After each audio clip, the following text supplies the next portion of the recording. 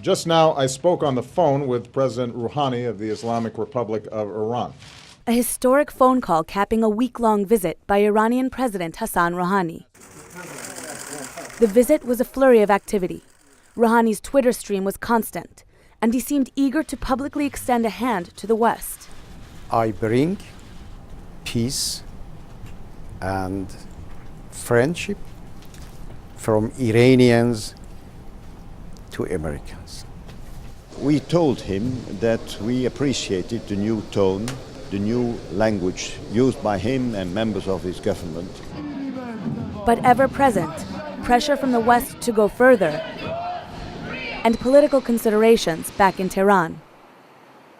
I want to know your position on the Holocaust. On Tuesday, Mr. Rouhani created a political firestorm just by condemning Nazi action during World War II.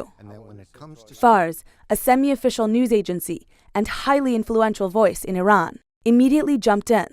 They said the translation was incorrect and noted that Mr. Rouhani had not specifically used the term Holocaust. We condemn the crimes by Nazis in the World War II, and regrettably those crimes were committed against many groups, many people, and many people were killed, including a group of Jewish people. On the other side, he faced criticism for not going far enough. We will not be fooled by half measures that merely provide a smokescreen for Iran's continual pursuit of nuclear weapons. And the world should not be fooled either. It was a pattern repeated throughout the week. Mr. Rouhani charmed diplomats, but didn't offer concrete proposals. He mulled whether or not to shake President Obama's hand, but skipped a lunch where he might have had the chance. Cheers. Salud.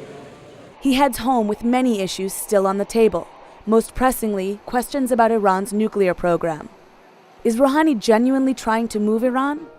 And how far can he go with resistance at home? Those are questions that swirled around him all week. The tensions were on full display when Mr. Rouhani arrived back in Tehran.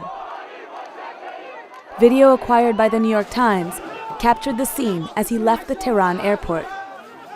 You can see Mr. Rouhani himself in the distance.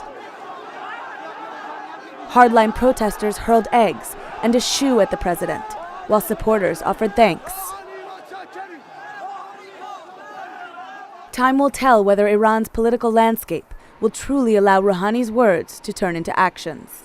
The very fact that this was the first communications between an American and Iranian president since 1979 underscores the deep mistrust between our countries, but it also indicates the prospect of moving beyond that difficult history.